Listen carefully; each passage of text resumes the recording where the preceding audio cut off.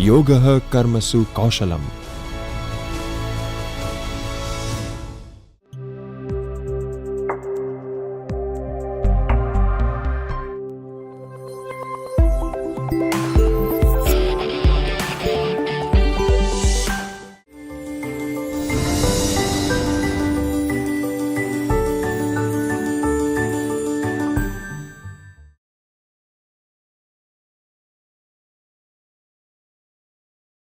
Friends, I am Milind Solanki and we will go for another category in ELT books module, that is activities and practical learning and teaching.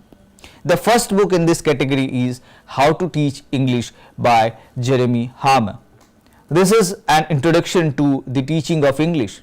Its emphasis is on practical issues and it is appropriate for self-study and for use with classes of trainee teachers. The early chapter addresses such issues as how can we be good teachers, what makes a good learner, and how can teachers make better classes. The book suggests a way of looking at a variety of teaching methods according to a single model of teaching and goes on to offer a concise theoretical guide of the description of language. Subsequent chapters look at specific teaching methods, particularly in relation to the 4 skills, as well as offering ideas on textbook use, lesson planning and coping with the unexpected. For each chapter, a range of tasks is provided to stimulate debate and further thought. The second book in this category is How to Teach Grammar by Scott Thornbury.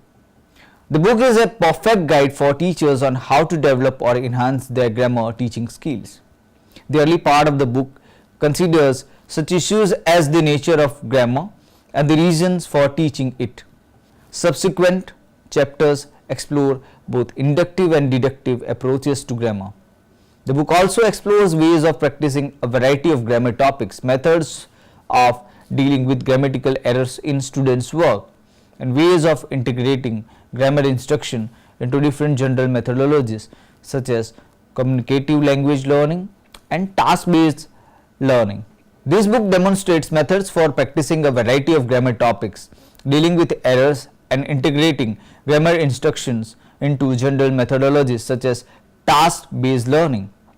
This book has chapters such as What is grammar? Why teach grammar? How to teach grammar rules?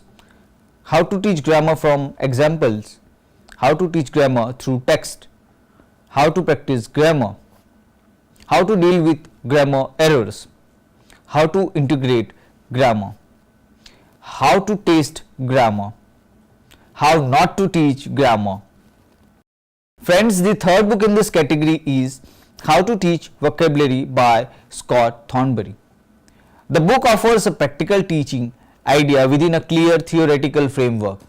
This book is for those wanting to develop their skills and to find more about recent developments such as language, corpora and lexical approaches to teaching.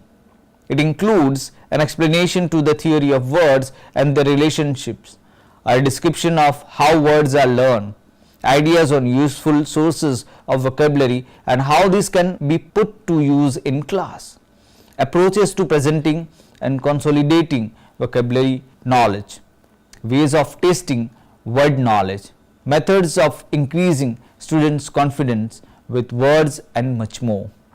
All the chapters are leading to more complex topics related to vocabulary teaching, culminating in the ultimate chapter where testing and revision are mentioned as the most important component of teaching vocabulary properly. The fourth major book in this category is How to Teach Writing by Jeremy Hama. This book is a practical guide to the theory of writing and to a range of approaches in teaching of writing. It includes a description of the processes that people go through when writing and analysis of different types of text in terms of genre and register, and of quality of writing in terms of cohesion and coherence, activities for the teaching of handwriting, spelling and punctuation, teaching sequences for developing students' skills and confidence in writing extended text of many kinds, guides to various ways of responding to students' written work and to establishing successful journal writing programs and much more. The contents of the book are writing as a process, describing written text, writing in the language classroom, nuts and bolts, building with writing habit, worked on writing, responding, correcting and guiding, journal writing. The next book in this category is 5-Minute Activities, a resource book of short activities by Penny and Andrew Wright.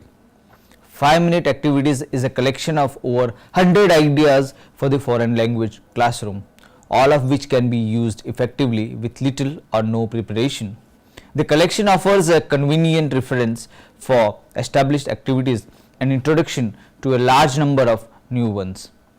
The activities can vary pace and content, provide transitions and otherwise contribute to the well orchestrated lesson, give an opportunity for new review and practice of vocabulary or grammar, help students and teacher to get to know each other, and offer extra material when a teacher has to fill in for a colleague at short notice.